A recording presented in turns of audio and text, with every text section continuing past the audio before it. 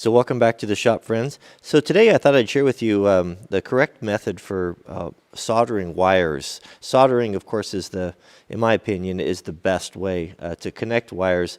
Many of us kind of maybe default to these little guys. We've seen these little automotive style connectors in there, and well, they're not great.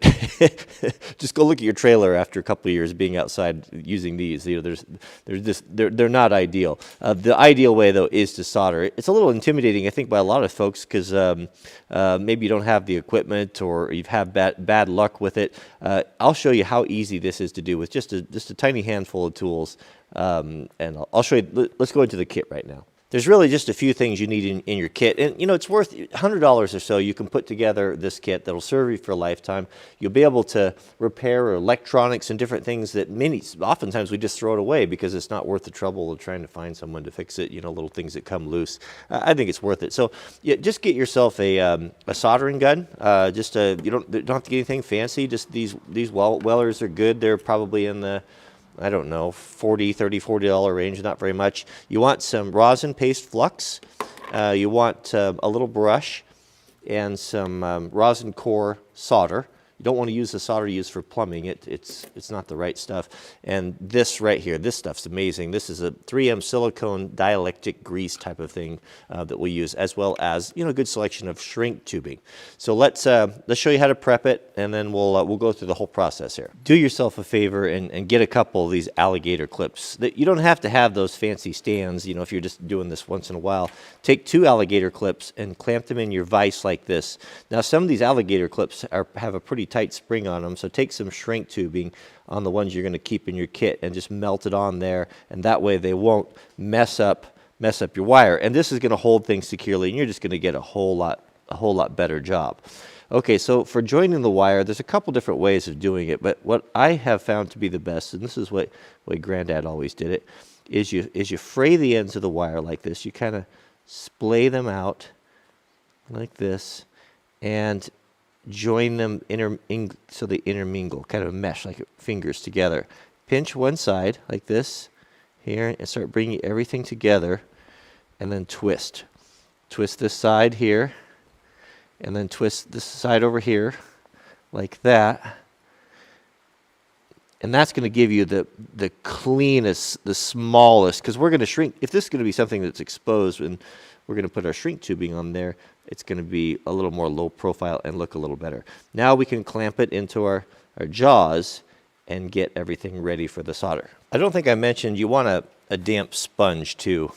Just any sort of old worn out sponge would be fine. Now with everything ready, you're going to take your rosin flux, right? And we're going to apply that on there like that. So just coat that on there, and that's going to help that solder to bind. It probably wouldn't be a bad idea to have heated that up first. And then we're going to get our soldering iron and untangle the cord that hooks on everything. Okay, so this shouldn't take long to heat up. So what we're going to do is we're going to put that on there like that, just until that flux starts to melt in, that rosin, and it starts to melt down inside the wires there, right? And then Granddad always said you touch the end of that there to tin it. I don't know why, I just always have. And we're going to heat from the bottom, and we're going to start heating that up until this melts. Now we don't want to touch the solder to the iron. Oh, that took a long time to heat up there. There we go. Now it's sucking in there just like that. We don't put so much on there that it's going to you know, drip off. And don't try to dribble it on there. I could probably use a little bit more right there. There we go. That's all.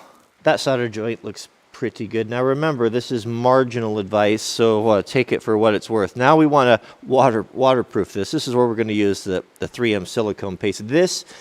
Having this in your shop, anytime you put together electrical connectors or anything like that, is so good. It's so good.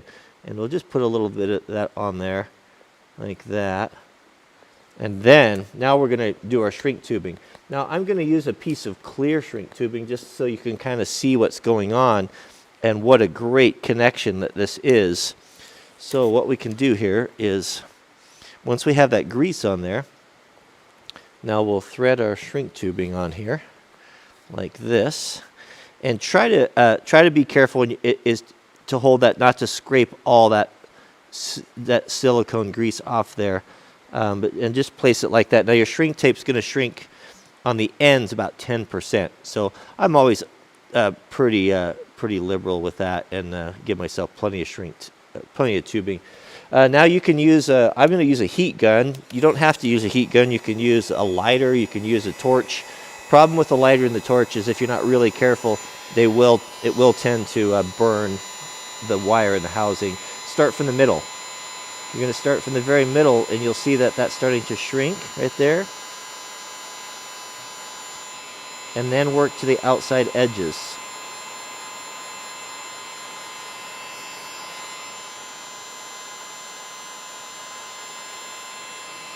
And you'll see, I think you can see, you'll see that silicone making that seal as the shrink tape tightens around the connection, and ideally you want it to squeeze out like that side right there. Probably should have put a little bit more on the housing, but that looks pretty good right there actually. Now once that's cool to the touch, you can clean that silicone off there, and you have a really good, as good as you're going to get, a waterproof connection for joining two wires together. That's probably going to be tougher than the wire itself. So that's all there really is to it for connecting those, and that again, that's going to be your best connection. If you can take a little bit more time and you can solder these with a shrink tape instead of using those blue automotive style connectors, you're most likely not going to have to go back and redo your electrical work, especially for stuff that's going to be sitting outside like trailers, or especially boat trailers, or there's a lot of water and spray on those, and it's pretty hard on electrical stuff. So what I'm going to do, I was going to add, a lot of folks have been asking, what happened to Wrangler Mart? Wrangler Mart was our Amazon affiliate store where I put the things that I like. You know, people often ask, you know, what do you recommend? What do you like for, what's that shirt, or what pocket knife you like, or what camera equipment you're using? And then they shut down the stores. Well, we've got a new one now. They've started a new program, and I will put a link to that down in the subject heading. It's at the wranglermart.com will go over there. I'm forwarding those addresses. What I'll do is, because I know I'll get a lot of questions about this, I'll do affiliate links. Affiliate links are a way for us to support the channel. If you buy something on Amazon that I feature in the video, we get a small percentage from that, and it helps us to fund the channel. It doesn't cost you any more than what you'd normally buy it for, but it's just a way of helping creators out. So what you're going to want for your electrical kit, just basic stuff, is a soldering iron. I'll put one there that's good quality and not too expensive, and a heat gun. When you're buying a heat gun, make sure you get one that stands on its own, that's got some feet on it. Like this one here will sit like this on your bench. That way you can work on it hands-free. So if you're heating stuff or like that, to have two hands and have it so you don't have to clamp it in the vise is actually pretty nice. So those are the two main things right there. I'll put the flux, the silicone paste. You definitely want some of that. That's a must-have. That's like the WD-40 of electrical work, and solder and shrink tape. If I was going to add to that, I would invest in a pair of good strippers. Wire strippers are very nice. They'll pay for themselves on it if you have a small project, and some good crimpers and nippers, and that's about it. So I'll put together that kit for you on the store. So thanks for watching, and we'll see you guys on the next video.